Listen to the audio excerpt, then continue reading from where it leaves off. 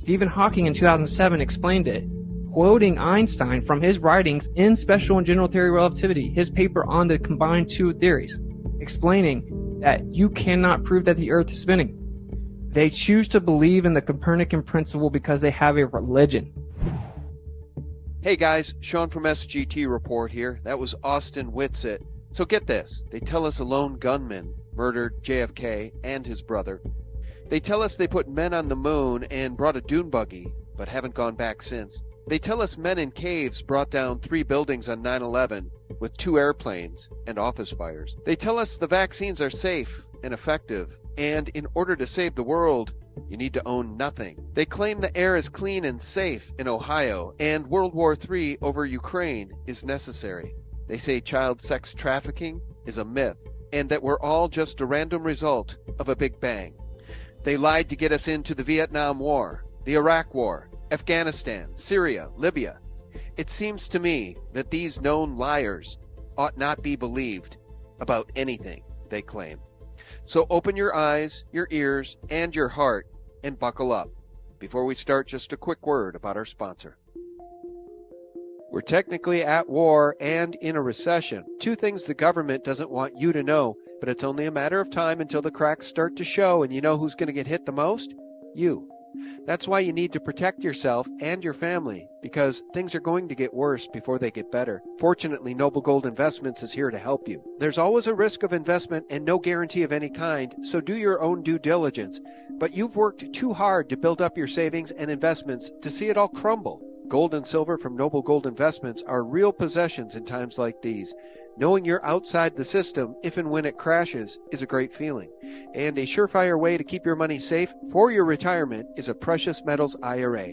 Noble Gold Investments has been helping people just like you to keep their money safe for years with these IRAs. And this month, Noble Gold is giving away a Gold Eagle bullion coin with every qualifying IRA of $50,000 or higher. Make sure you don't get trampled.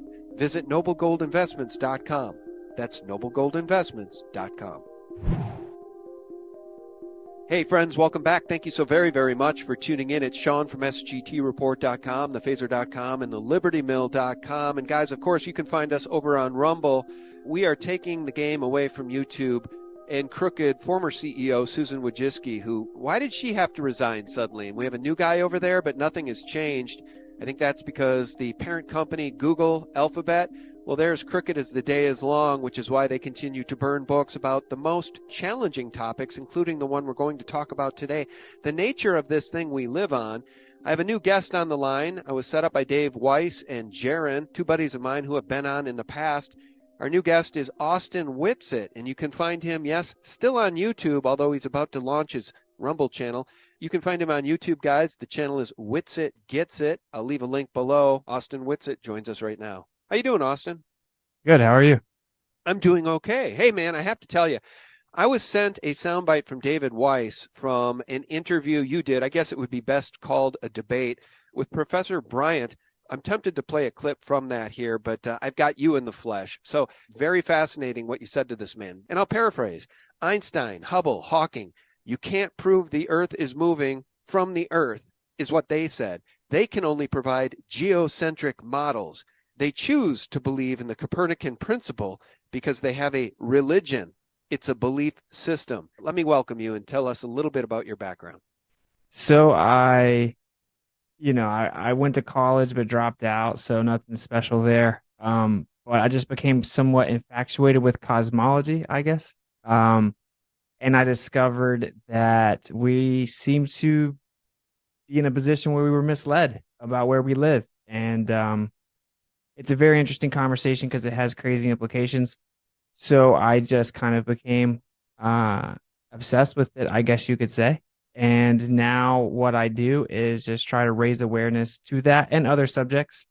And I recently traveled the United States for about a year, trying to raise awareness about the pandemic and the genetic modifications, if you will.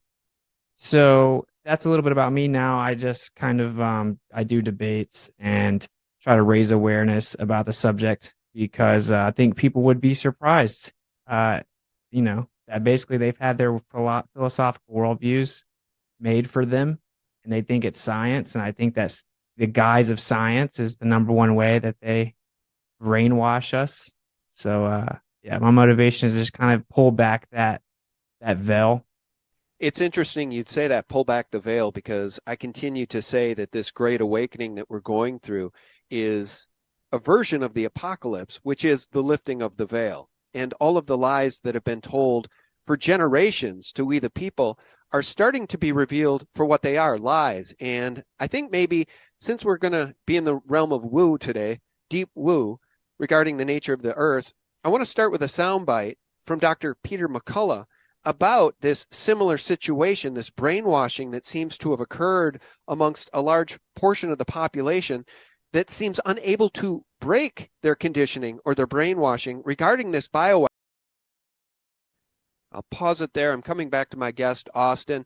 You know, Dr. McCullough goes on to say the behavior of these people is so bizarre, it's completely without compassion, almost like people have been converted into some type of zombies.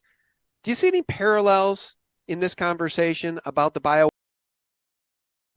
I do, actually. I think they parallel astoundingly because there's something that happens in people's mindsets where they kind of check out and reason and logic leaves. And it's very similar because it is, for one, the idea of fear. So like social acceptance or societal ostracism, fear of not being accepted, and then the guise of scientism, as I call it, because if you deny science, then you get berated or whatever, mocked. So it's something about the fear of not being socially accepted and not wanting to accept the uncomfortable feeling that comes with being lied to or misled. And also, and this is, I think, a big part of it, most people aren't bad people. And so they can't really conceive of the idea of such like subversion or manipulation. And so they really just don't want to believe that they could have been duped on such a massive scale. And then the next parallel, of course, would be once you stake your flag in defending the official narrative, it's very difficult because of pride to ever walk it back, especially when you mocked or ridiculed the people that were trying to tell you about it. So I do think they are very similar in that way. All right. Well, I don't know. Maybe I'm beating around the bush a little bit here, guys, because I know this is a challenging topic for many. But as I've said, and as I said in my first interview ever with, I think it was Crow and David Weiss, about this particular topic, I said, look, I am a globe, as we're told, skeptic. That is what the moniker is for me that I created, because flat earther, I think, gets thrown out with the baby in the bathwater pretty quickly these days. And I just want to ask you first, before I play this clip, from you, by the way, because I think you hit a home run. Define for us the Copernican principle upon which this entire geocentric belief system lies? So the Copernican principle states that the Earth does not occupy a special or unique position in the universe. So it's a philosophy that it would be illogical to think that the Earth was special out of the vastness or the assumed vastness of the universe, I should say. So yeah, it's a philosophical idea that the Earth is not special. Well, that's right. And by definition, that would mean that we are not special, right? The belief system attached or associated with the Copernican model is that we are the random result of a big bang, and we're not special at all. Not only is this thing we live on not special, neither are we. We're just the random result of stardust, correct? Exactly. And it has drastic implications. And in fact, Edwin Hubble addressed this very point blank where he says, he says, we can never disprove the idea that the Earth is in a central position akin to that was once believed with ancient civilizations. Rather, we disregard the possibility at all costs, and we will only acknowledge it if we're forced to do so to save the phenomena. And we avoid it at all costs because of the horror of a special and unique position, which has always really baffled me. But basically, if you are in the center, then obviously it was placed there. And obviously that invokes intelligent design, which means that you were intelligently designed and that your life actually has quite a bit of purpose and importance. And so it is a massive philosophical implication here. It's not as simple as just, oh, does the Earth spin? It's philosophical implications that are pretty profound. Yeah, absolutely. And I know I have you right here in front of me, so it seems a little goofy to play a soundbite of you. But look, even the best baseball players only hit home runs occasionally. So I think you hit a home run here, and I want to play this soundbite. First of all, before I do, who is Professor Bryant? Former professor, BSMA professor of physics from, I believe it is, Georgia Tech. And he had reached out wanting to have a conversation about flat Earth. And so we had a conversation about the Earth, and yeah, it was pretty interesting. Okay, well, I'd remind people, you said you're a college dropout, but so are some of the richest men on earth. A lot of the entrepreneurs, the biggest names out there, the richest people out there didn't go to college, and that's quite all right because a lot of times these days, especially, college is nothing more than Marxist brainwashing to a large degree. So I want to play this soundbite because you don't sound like a college dropout here to me at all, Austin. I'm going to really drive this home for the last 3 minutes. Einstein, Hubble, Hawking, Arthur Eddington, you name them, Wolfgang Pauli, they all explain you can't prove that the Earth is moving from the Earth. You cannot, including stellar aberration. And they will tell you point blank that they can create a model for you that explains alleged parallax, which doesn't actually happen, retrograde motion, stellar aberration, all in a geocentric model with the Earth stationary. And you cannot prove that it's spinning or revolving on the Earth itself. It's impossible. Stephen Hawking in 2007 explained it, quoting Einstein from his writings in Special and General Theory of Relativity, his paper on the combined two theories, explaining that you cannot prove that the Earth is spinning. They choose to believe in the Copernican principle because they have a religion. That triggers people because they think they hate religion, they hate God oftentimes. But that is a religion. It's a belief system built upon the doctrine of men, void of empirical, verifiable evidence, and in fact contrary and antithetical to the actual evidence. Despite what the evidence says, I just now read him point blank say it can never be disproven. We disregard that possibility because of the horror of a special and unique position. Right? And I have plenty of quotes here from geocentrists or heliocentrists explaining you can never prove it. You can't prove that the Earth is or that the Earth is not stationary. But we don't want to believe that because that would mean the Earth is special. Okay, I want to pause it right there. You said something so powerful. The horror of a geocentric model to these people. It's a horror to them because that would be an evidence of a creator. Do I have that right? Yeah, absolutely. And of course, if there's a creator, seemingly there is moral accountability. That's the only thing that I can understand out of that is that you were maybe horrified at the idea of moral accountability or a linear code of ethics, moral objectivity. Well, yeah, it's the idea that they're terrified that maybe the Earth is a special place that was specifically created for us, and we are specifically created to inhabit it, and thus we're special with purpose, but not without responsibility. So, yeah, it seems philosophical bias against the idea of a creator. I only had 2 college professors that made me feel inspired out of all of the classes I took. There were some good professors, don't get me wrong, but only 2 rose to the top. One was a theater teacher, Will Denson was his name, and the other one was my journalism professor, Dr. Henry Lippold. May God rest his soul. And he's the one that told me, Sean, because I was very much into the idea of getting a film degree, going to film school, making movies. And he said, Sean, there's nothing more exciting than local politics. Politics on a local level is where it's at. You think city council meetings are boring? Go and see what these people are up to. I'm paraphrasing. He didn't really get in my face quite that much, but I now understand that he was right. Everything that's important is hidden, but all the control we can take and take back is on a local level. So I'm ranting here a little bit, but I guess what I'm trying to say is what you just said in that clip to Professor Bryant inspires me. Should we play more, or where do you want to go from here? Because I'd like to know what his response was. Sure. I don't actually fully remember it, so I'm watching it myself. All right, we'll go back to that clip. You'd make an inspiring teacher or professor, especially for those nihilistic college students that are completely lost and ensnared by the lie of Marxism and communism.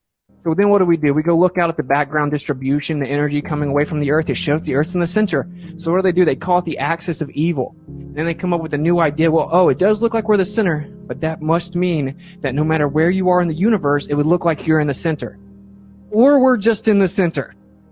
they don't want to say what it is because it has spiritual implications. It has philosophical ramifications, and that is that the earth had to be placed there. It has a special, unique position. They want to believe that there are a tiny speck of dust in an ever-expanding universe of nothingness where everything came from nothing and there's a pre-existing energy. Let's not talk about that part. Oh, lightning struck primordial soup and all this nonsense. And you know, why? That's a good question. Probably because they're scared of like moral accountability, I would guess. But this is the point. This is the problem. It's portrayed as science, and we're brainwashed and indoctrinated with this idea as if it is science, and it's proven, and it's not questionable. And you actually go look behind the curtain, it's philosophy, and they admit it. So that's why I gave the specific quotes, and it was walked past. It's the crux of the whole issue. There is a philosophy that leads to atheism and nihilism and materialism portrayed onto the world as if it is in fact scientific fact. You can't prove that the earth is moving. If the earth is a ball that spins, which it objectively isn't, we falsified it, everything gives us the illusion that it's stationary. And this is what all of the astronomers and astrophysicists say that gave you the current model. Boy, I'll tell you what, it looks to me like that Professor Bryant is really taking in what you're saying. He's certainly listening with a measure of respect. How did the rest of that call go? And then I want to make a point about something you just said. Frankly, I mean, I don't think that he was open to the conversation too much, but I will say it's probably pretty difficult. Of course, you know, some college dropout and you're a former professor and sitting there live in front of thousands of people. It's probably a difficult position to be in, but yeah, I've gone back and forth with him since then via email and stuff. You know, he just fought it basically, but I will say that that aspect of my point and argument was never addressed, and it pretty much never is addressed. So unfortunately, he didn't really respond to that, but you know, the conversation went decently well. A lot of times the conversations in this realm get very heated and disrespectful, and he is not like that. So I tip my hat to him for that. You know, it was a professional conversation, but maybe not so specific in response to my actual point. But well, I want to comment on something you said in part of that clip. You talked about the primordial soup and the stuff that can never be talked about by these people in their belief systems. Where was the spark of life prior to the Big Bang? What was the first spark of life on this planet? And it reminds me of that documentary by Ben Stein called, I'm going off memory here, I think it's called Expelled, No Intelligence Allowed.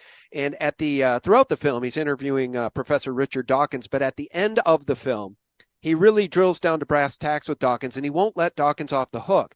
So much so that Ben Stein kept saying, okay, but what about before that? What about before that? And Dawkins would say, well, there must have been some single cell organism that through some event then was the seed of life that was sparked on this planet. And then Ben Stein would say, no, but before that, how did that single cell organism get here?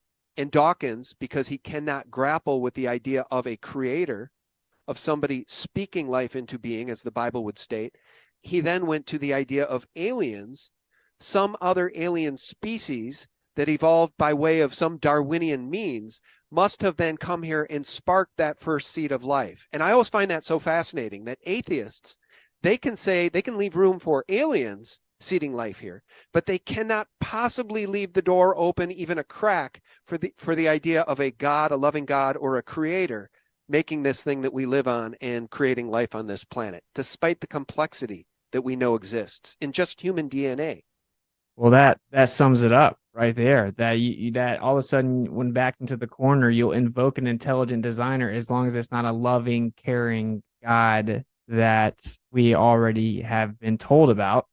You know, yeah, it's very fascinating. I remember watching that, and I guess I don't understand how people don't see that's a contradictory position. If you end up having to invoke intelligent design, then your entire motivation has now been contradicted anyway.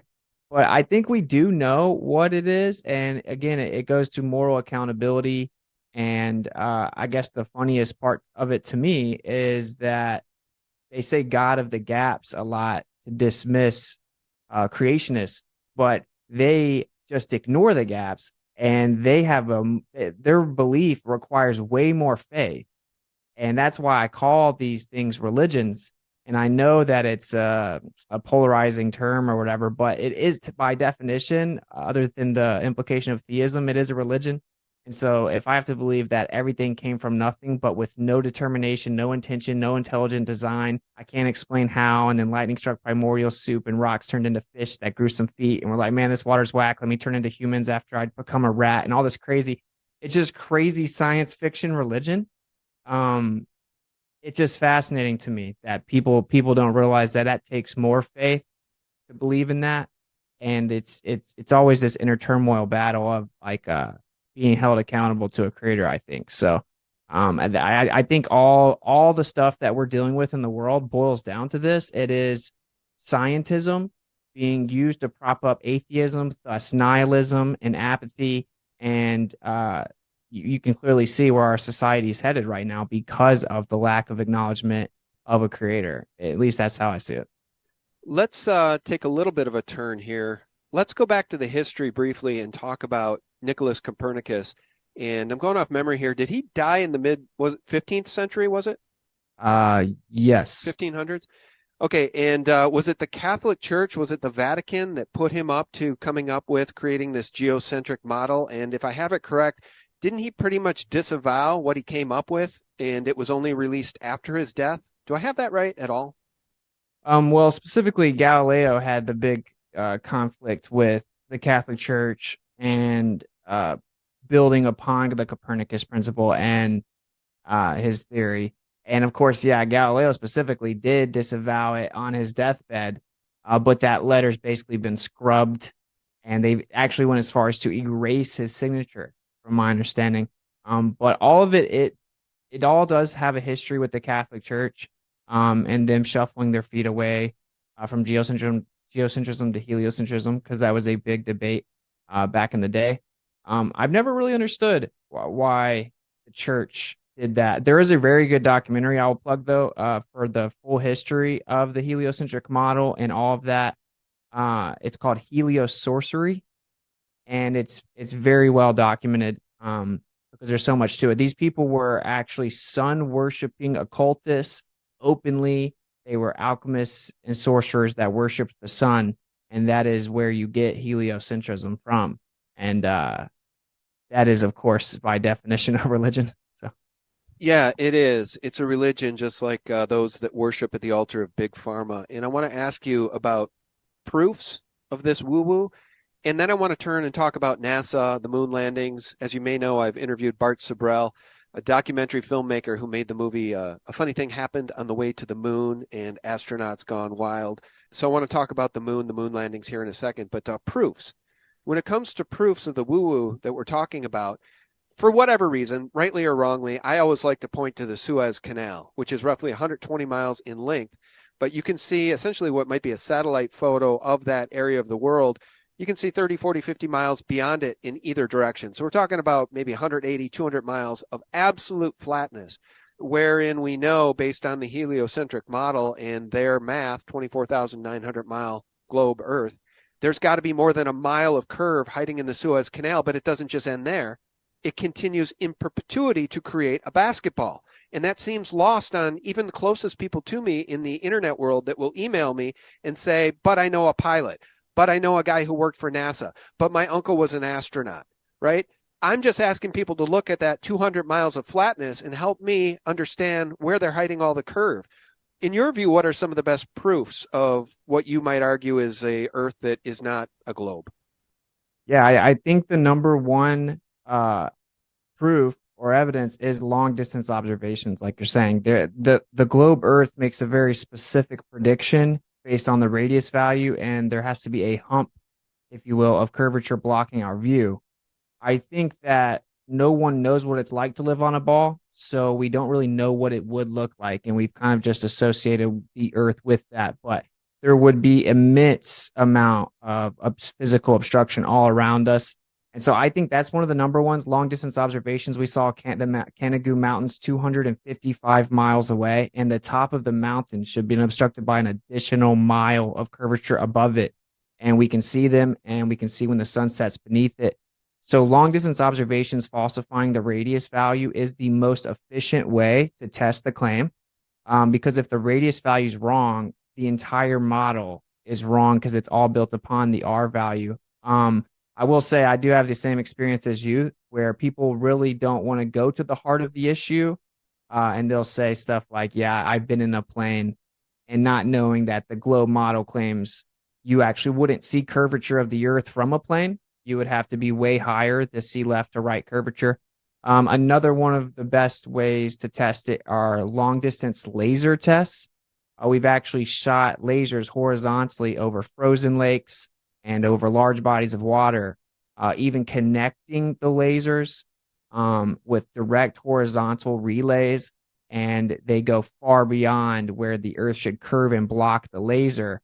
There are many tests though, because what you find out is the entire military wouldn't be able to function without knowing the Earth is a plane. Their radar systems, they just now signed a military contract where a radar goes up to 1,000 kilometers, horizontal propagation. This is impossible. That basically what they just say is, well, we'll treat the Earth to be flat in all their documents. You couldn't use radar on a globe if you were using it as if it was flat.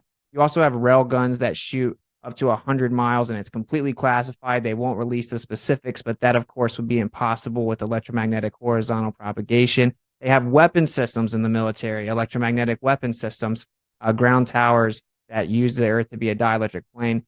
So long distance radio transmissions also debunk the claim that the Earth is a globe with that size. Like Marconi first did this and shot a radio transmission 2,200 miles. Everyone told him it won't work because the Earth's curvature will block it at just 200 miles. He's like, well, I'm going to try it anyway. And he successfully shot it 2,000 miles. And since then, we've shot it over 10,000 miles. So there's a few. And of course, there are quite a bit more. But yeah, that's super interesting. And it just makes me think of the brainwashing that has happened to all of us since birth, be it a globe in the classroom when you're a young kid, or I'll play something here for you in a second, or the brainwashing that we see, of course, in movies, in the opening of movies, and when we go to the theme parks for these same controllers. Take a look at this, and I want your opinion. Okay, so that's Universal Studios in California. So the brainwashing goes far and wide, and nobody ever questions this. I mean, that looks like a pretty extreme curve to me. And by the way, when we look at some of the flat Earth maps, the sizes of the continents that we see displayed here on the globe model, they don't add up. They don't make any sense at all. I mean, at all. Do you want to comment on any of that? yeah, sure. So actually, what's funny is Universal, if you look it up, they put the logo of exactly what the globe supposedly looks like long before they even claim to have gone and actually verified in space that it looks like that. So it is just conditioning, predictive programming, like the typical procedure that they use to get you to believe lies. Yeah, and when the discrepancies really come in the South. The South will be different on a plane than on a globe.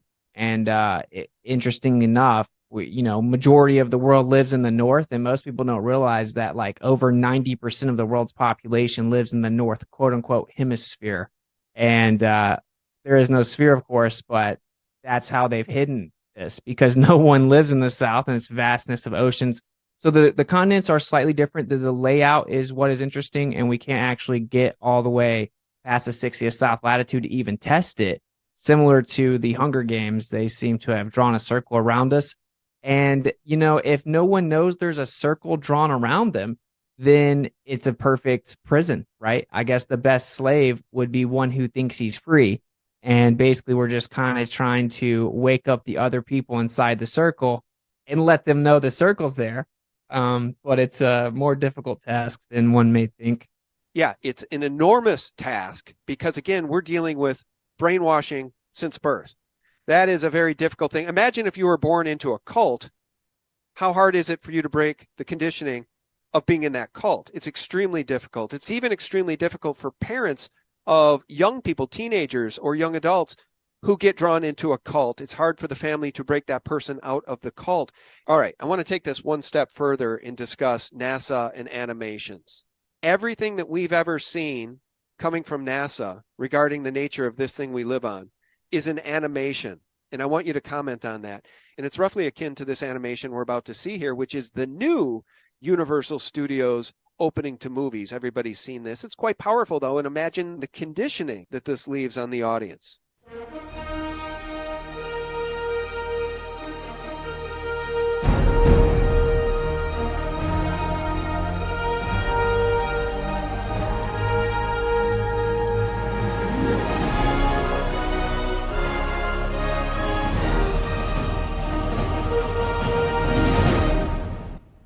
All right, I'll be the first to say that that is a thrilling open. I love the music. You're in a dark theater. You're ready to see a great movie. You're excited. This has all the components of everything you would need to buy into a beautiful illusion, which is what movies are. And what we just saw there is nothing more than an animation. And I guess my question for you, Austin, is why in the world can't NASA just put a high definition camera on the moon and show us this thing we live on in real time? That is a great point that I've been asking for a long time. I will also agree with you that it's very captivating, so I understand that it is very captivating imagery. But I agree, why would we would be able to see the Earth being a globe that we live on from space constantly. They would have put cameras on the moon and we would have 24/7 4K live streams of the Earth from space. We would have eclipses from the outside. We would have videos of people in space with stars everywhere. You never get any of these things. And all you ever get, admittedly, is CGI, computer generated images. And that it's basically cartoons for adults, I call it. But until you realize it, you just have no reason to question it. And you're dealing with a lifetime of indoctrination of these images. I want to ask you about NASA, the Apollo missions, the moon itself. What is the moon, the construct of the moon? And one aside and a way to get into this conversation is to ask you your thoughts on Joe Rogan. He used to be very, very outspoken about the moon landings. He had concluded that they had been hoaxed. He cited numerous points of evidence, multiple points of evidence. There's much more evidence to prove that they faked the moon landings than there is to prove they actually went to the moon in 1969, 70, 71, early 72. Joe Rogan has backed away from all of that. Do you think that's because the CIA or somebody got to him, or is it just a ramification of signing a $100 million contract and becoming very wealthy and you have to toe the line? So get into this any way you'd like. Yeah, very interesting. I don't know. I mean, we've even talked to people close to him and they don't seem to know the answer to that either. But it is funny that he named all this like damning evidence against the moon landing claims. And then Neil deGrasse Tyson comes on there and says, oh, well, it would have been more difficult to fake it than to do it. And all of a sudden he's convinced the moon landing's real. So I think that he wouldn't have been allowed into the position he's in right now if he had not have walked it back, if he had not have stopped having Eddie Bravo talk about it so much. And I think it's about as simple as that. As to whether or not the CIA came to him or not, I actually don't even think that would be necessary. I think that money and status alone will get people to, bend on their convictions. And so I kind of lean that way. I guess it's possible, but he kind of talks reckless about other things. So I think it's more of they intervene and tell him that he'll lose their contracts if he doesn't walk certain things back. Okay. And what do you think are some of the best evidences that they did fake the moon landings? Again, I've had Bart Sabrell on. We've talked about the possibility of Stanley Kubrick being involved in at least part of the faking of this thing early on. What do you think? What is the moon, too, by the way? What is the construct of the moon? Is it a plasma ball? Is it real? Can we physically set foot on it, even if we had the tech to get there, which I don't think we do? Yeah, I 100% don't think that you could walk on it, but I don't know because, I don't have access to it. But if you did mention Crow 777, if you've ever seen his lunar wave documents or documentation, it's very fascinating. It seems plasma-like in nature. We can actually replicate magnetic holography, so like a holographic projection that looks as if you could touch it. You can replicate the crater look, the cycles, the color changes, the texture appearance. But it's actually not there. You can walk up and put your hand right through it. It's very fascinating. We can replicate it on a small scale. I think it is seemingly plasma-like, and the lunar waves seem to be evidence for that, as well as actually occasionally seeing stars and planets through the moon, which is quite fascinating. So I don't think it's something that you can walk on. And I think that people kind of then accepted the idea that we're on a sphere because, well, people are walking on a sphere up there, then we could be doing it here. I think that was the primary purpose of the lie, personally. But yeah, the moon landing was clearly fake, and I think anyone that truly looks into it honestly will see that. And I don't think they'll ever even lie about going back, personally. So speaking of the moon and the faked moon missions, again, when I've had Sabrell on, he now claims that he has a deathbed whistleblower confession from a man who was the head of security at this base in Arizona where they shot the first faked moon landing. And then in addition to that, we have all the research that's been done about Stanley Kubrick's rear screen technology, his rear screen projection technology, which he used in the movie 2001, A Space Odyssey, especially at the beginning of the movie where you see the apes, the ape men. That's all men in costumes. And he wasn't even nominated for a costume Oscar because the people that were involved in the Academy Awards believed those to actually be apes, not men in costumes.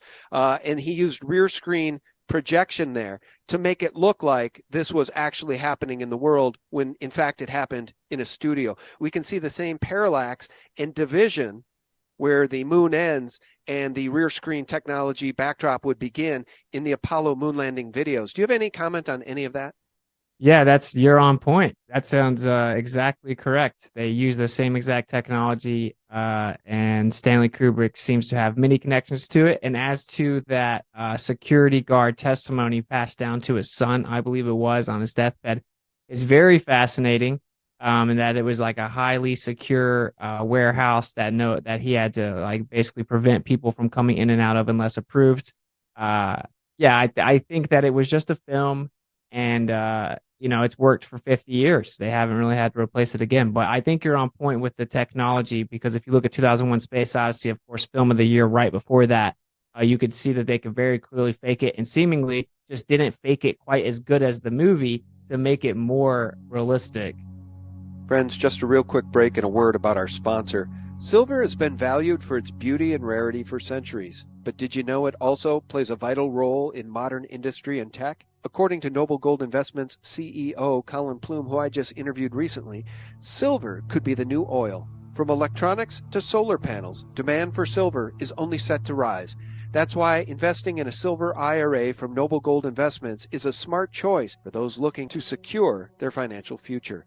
With a Noble Gold Investments Silver IRA, you can invest in physical silver coins or bars and take advantage of its unique properties as both a precious metal and industrial commodity. Not only does a Noble Gold Investments Silver IRA provide a hedge against inflation and market volatility, it also allows you to diversify your portfolio with an asset proven to hold its value over time. And this month, you'll get a beautiful Silver Eagle coin with every qualifying IRA of $20,000 or higher. You can't go wrong with Noble Gold Investments and their thousands of 5-star reviews. Just visit noblegoldinvestments.com to get started. That's noblegoldinvestments.com. All right, I want to do another screen share here and get your comments. I've really studied this footage because I think one of the smoking guns of these Apollo missions that prove they faked it is the lunar lander. I'm not going to break it. Now, I'll bring the volume down. Let's just talk about this. So, first of all, if we're to believe that men set foot on the moon with that technology that they say they've since lost, and it would be a painful process to build it back again, according to NASA, they've destroyed or lost all the technology that got us to the moon. But if we are to believe that this was shot in some warehouse studio soundstage, I would have to say that this is some of the most impressive footage, certainly at the time, that has ever been recorded. And even now, I would say it really stands up to some measure of scrutiny because that is such a gigantic studio. But the smoking gun is we're to believe they brought that dune buggy on that little thing that you see behind it, the lunar lander, and it folded up neatly into the lunar lander. Does that make any sense to you at all? No, I have heard the apologist position, but they basically claim it all just folds in this like incredibly impressive way. We've never seen it actually fold in and or be removed from the lunar lander. Can you imagine being on the moon and in a spacesuit and your life is on the edge? Literally, the vacuum of space on the exterior of that spacesuit marks your death, and they've got the time to unpack a dune buggy from that damn thing, which is a tinfoil wrapped joke. There was a dune buggy in it. They took the time to get the dune buggy off and then just tool around the moon. I mean, I think this is a lot like Fetterman as a senator. right? This is a lot like Biden as a president. This is all part of the humiliation ritual. They wanted us to believe this, and the American public did. The world did. Yeah, I agree, actually. I agree that it has something to do. I think it's psychologically very effective to put it out right in front of you, revelation of the method. And that often seems to overlap with the idea of a humiliation ritual, basically. So I think that if they also adhere to natural law. When I say they, it doesn't really matter who it is, but it's a well-known principle that, if you show someone what you're tricking them with and they choose to believe it, that basically you remove consequences of self. So yeah, I just can't even look at the moon landing. What the craziest part is when I went around the country and I talked to many different younger people about the moon landing, most of them would say, yeah, it's probably real. And I would show them the footage and they had never seen it. And they thought I was like trolling them. They thought that's not really the footage. So it's pretty impressive that they pulled the lie off because no one under the age of 30 thinks it looks real. Right. So I don't even know how they've managed to pull it off, honestly. It's like a myth handed down from generation to generation, right? Since the late 60s. Everybody bought the myth at the time that it was essentially rebroadcast through a straw to people at home. I mean, literally, they shot less than SD video, right? These old cameras, these TV cameras they shot video off of a video feed that was already a secondhand video feed from whatever the source was. So it was video being shot off a NASA screen, which was video all degraded from the original source, all on purpose. And even today, all of that stuff has been lost. The telemetry data, lost. The blueprints for the lunar lander, lost. The blueprints for the Apollo rockets, lost. Everything's been conveniently lost. And if you and I were in a court trying to convince a jury of evidence of a crime, I think losing all the evidence of what you say you claimed you did is probably evidence of a crime, in my view, Austin.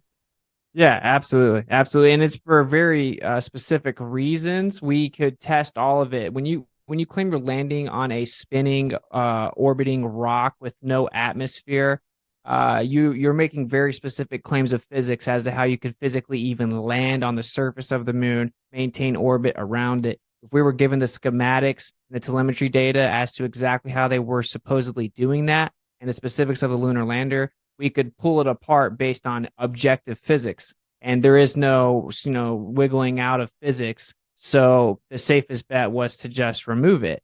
And yeah, just like you said, I don't know how that wouldn't be a sign of guilt. It is absolutely a sign of guilt. And I just want to show folks this. I've showed it a million times. The lunar lander. Somebody explain to me where exactly that rover, that dune buggy, fits into this thing. And by the way, I'm not sure how this particular device we're seeing here, and I've seen a model of it at the Smithsonian in Washington, D.C. It's smaller than people might think. And it is essentially made out of paper mache, masking tape, and curtain rods to the degree that this thing is real. I don't understand how this would withstand the vacuum of space. And I really don't understand how you put a dune buggy in this. Do you? I do not. Like I said, I've heard they said they folded up, but it's just a claim. And I've always thought this was hilarious. It looks like you just gave like a tweaker a Home Depot card or something. And I don't know. It's almost like they are trolling us with the lunar lander. So I don't know. It's pretty crazy. I've never seen any evidence that the buggy would have actually folded up or how it folded up or a video of it or that it could fit in there or anything like that.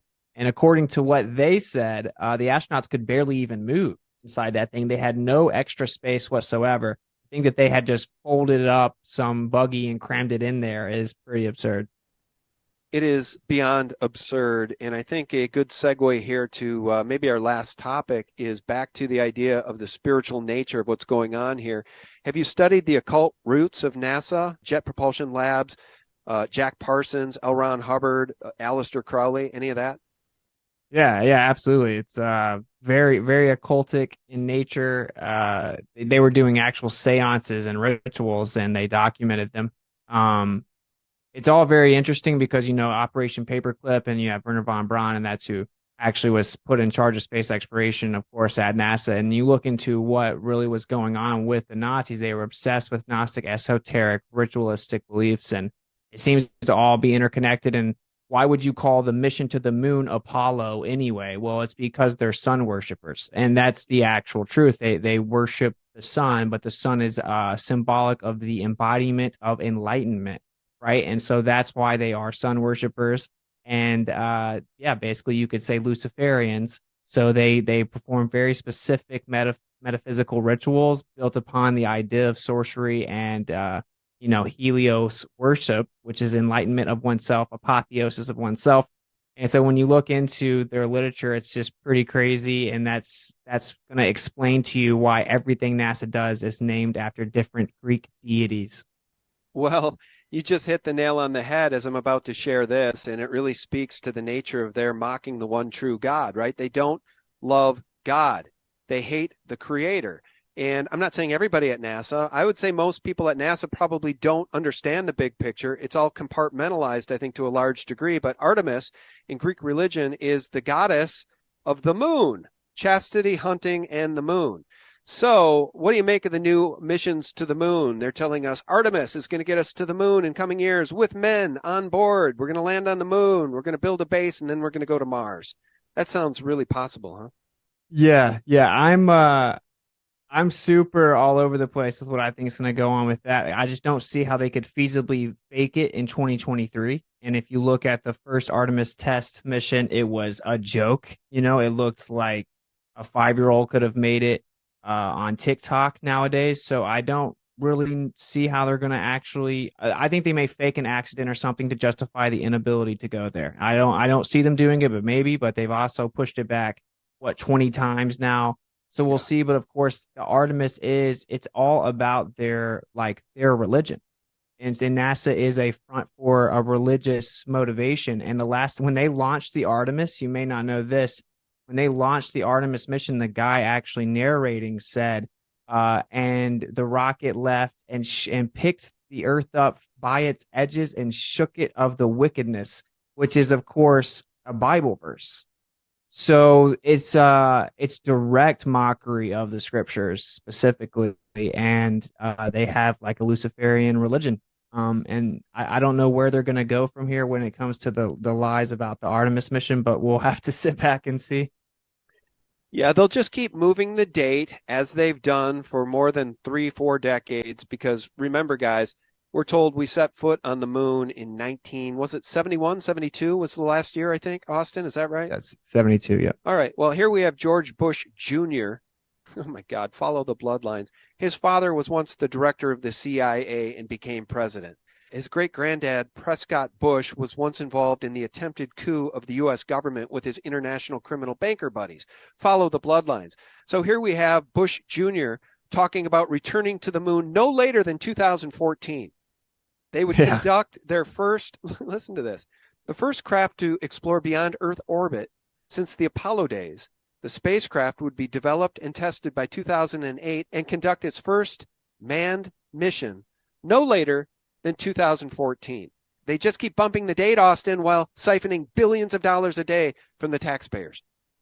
Yeah, I didn't even know about that. Actually, I didn't even know George Bush said that. It's so funny. But yeah, they've pushed it back for pretty much every president has mentioned that we're going to go back to the moon since JFK. Pretty much every single president.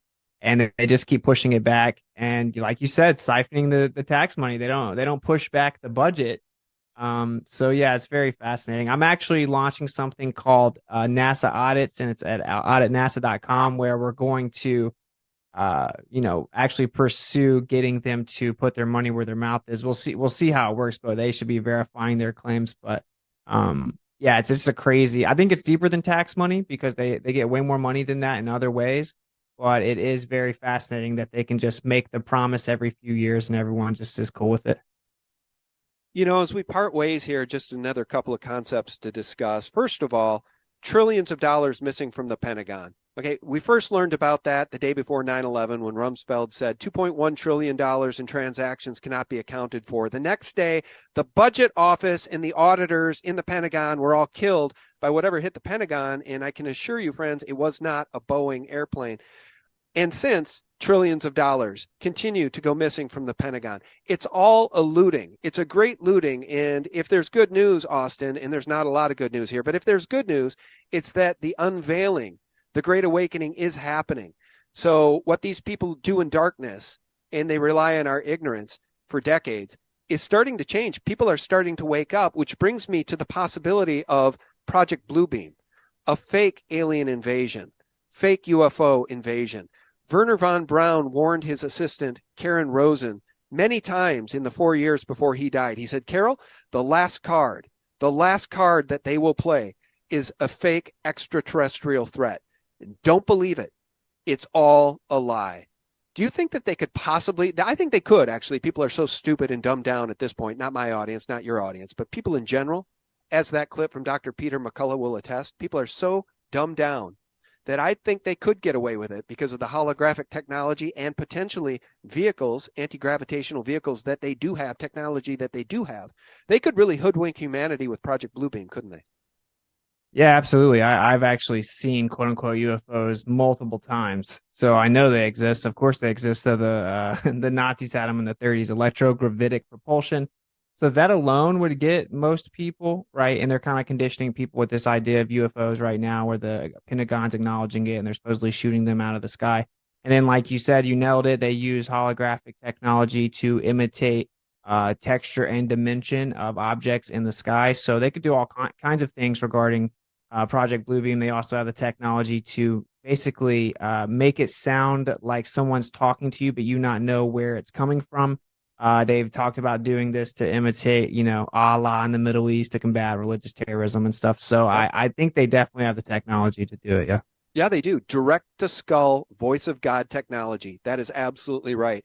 And they're harassing people all over the world with this type of technology now, too. So these technologies do exist, and we just need to warn the audience. As Werner von Braun said, it's the last card they will play, and it's all a lie. And just one last thing I'd leave you with. Have you ever looked at Werner von Braun's tombstone, Psalms 19, verse 1? Yes, absolutely. That the firmament shows the handiwork of the creator. I think that this is why what we're discussing right now is why it's so important that we wake up to the true nature of where we are. Because when people wake up to that lie, they're not going to fall for the idea that something came from outside of here. It's just like his tombstone says, there's a firmament that contains this place, and it protects you effectively. It's like a little terrarium. So, yeah, I hope that people can kind of get to where they understand that, and then this potential deception would have no power. That's why it does seem to be a very important truth to pursue. I always enjoy having conversations with all of my guests, but I have to say, this is always one of my favorite topics. I love this area of woo because it touches so many other areas. It touches everything, doesn't it? I mean, if we don't understand the nature of who we are and how we got here, we don't understand anything. And if we don't understand anything, they can sell us anything. They can sell us any lie. Absolutely. Yeah. This is anyone that's woken up to this, it's a very spiritually impactful truth. Because like you said, it kind of is the umbrella for everything else, and not knowing where you are and thinking that you're just lost and not understanding anything, and everything you see is the opposite of the truth, and you need authority to help you explain your everyday experience, puts you in a state to where you're easily manipulated. And yeah, I think that we are on the brink of the mass awakening, though. We're starting to see it, and they may fight it for a while, but I don't really think that they can prevent it. I think it's out of their control. Alex Jones just released a video the other day, I think it was on Sunday, called The Chain Reaction. And he was responding to Woody Harrelson being on SNL and calling the cartel out, the drug cartel, and basically talking about a fictional movie script he was reading, which was the drug cartel bought up all the politicians, governments, and media, and the drug cartel forced everybody to shelter in place and stay at home unless people took the drug cartel's drugs, in which case they could return to a somewhat normal life. And people are waking up in droves to this lie. Maybe not the folks Peter McCullough is talking about, but Woody Harrelson being on SNL and Alex Jones talking about the chain reaction. I think you're right. I think I'm right. I think we're at a tipping point here, and it is the Great Awakening, isn't it? It absolutely is. It absolutely is. And I think that we, as some of us who have kind of seen through it from the beginning, instead of having this told you so mentality, even though it is difficult not to be really frustrated with the people that we've been trying to wake up, they're going to start waking up too. And I think it's kind of our responsibility to unify with them, if at all possible. Like that's kind of Jaron and I's idea with the summit. It's like to unify a bunch of people that are in the process of waking up and help us to see the bigger truths and to pursue solutions to some of the issues that may have arisen from people taking this bio weapon. That, instead of just kind of focusing on what it can do to you. Let's figure out how, like, as people as a whole, we can come together to fix the problem, whether it be ways to detoxify or whatever it is, because those people are going to wake up too. And I think that we have kind of like the moral responsibility as the people that saw through the lie to help them kind of get to where we're going. And yeah, I think it's inevitable. I think that we are watching it happen. And it's, again, I think that truth is out of their control. They can just delay it. I couldn't agree more. And a result of them trying to delay this awakening is them getting more and more desperate and more sloppy, which allows us to wake up more and more people. I want you to talk about the True Earth Summit here in a second and give people the dates and how they can find that. But just one last thing I want people to think about. And Austin, I want your response to this. When we think of the Suez Canal and that 200 miles of territory of land, right? And we think about the 24,900 mile Earth model, which is their math. I always like to make the point. That's not my math. It's not Aaron's math. It's not David Weiss's math. It's not Jaron's math. It's their official math. They're tied to it. You're not. I'm not. Neither are researchers that can now see much further distances than we ought to be able to see. I just want to leave the audience with this thought that if you imagine that Suez Canal, rather than it being a shipping canal, imagine it being a highway that just went on perpetuity around the entire globe. If the globe model is accurate, if you were in a car on that highway, regardless of which direction you went, you would always be going down, always, in order to complete the sphere. I want people to think about that, because where in our daily experience of driving anywhere, even if it's across the country, where do we have the experience of constantly going down over a hill? I've never had that experience. It doesn't exist within my physical existence on planet Earth, Austin. Yeah, that's correct. The entire thing that I would encourage people to do is just to re-examine what they have experienced. Like you're discussing, just there will be an apologist answer for everything. It's just so big, you can't feel it, you can't see it, you can't tell. Well, if something else is moving, it could actually be you moving. They have an apologist answer for everything, but just like actually re-examine your experience. And what you're going to find out is that all of it has always been right in front of you. And you actually know where you live. You had to be convinced otherwise.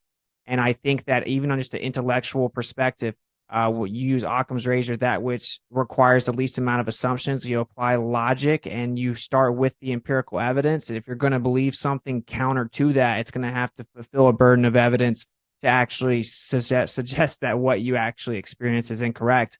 Instead of looking at it the opposite way, if people can adopt that mentality, you'll see the truth pretty quickly and you'll be left with nothing but what your experience is.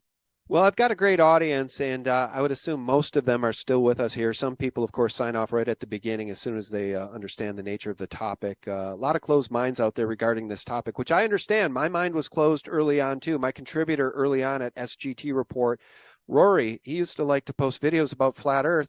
And very early on, I said, Rory, you've got carte blanche. You know that. You can post anything you want. I trust you, but not flat Earth stuff. That's obviously a CIA op.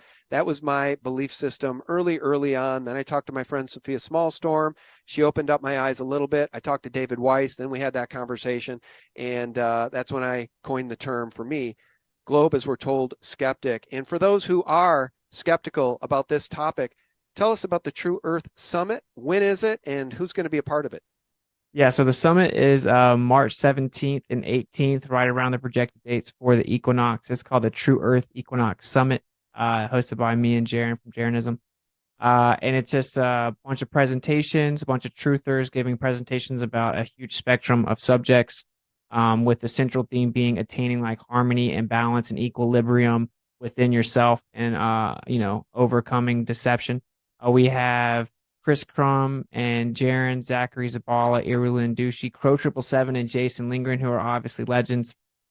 We have Clara from Spirit Vehicle, Amanda Vollmer, Marty Leeds, Dave Murphy, David Avocado Wolf, Melodome, Caleb and Derek, Brian from High Impact Flicks, Max Freeman, Bro Sanchez, and then we have comedy from Sam Tripoli from the Tinfoil podcast, as well as I will also be doing a presentation.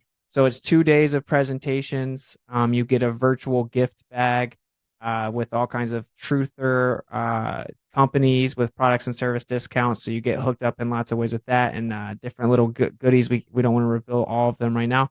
and you get to see 2 days of presentations where people just come together and present all kinds of truth.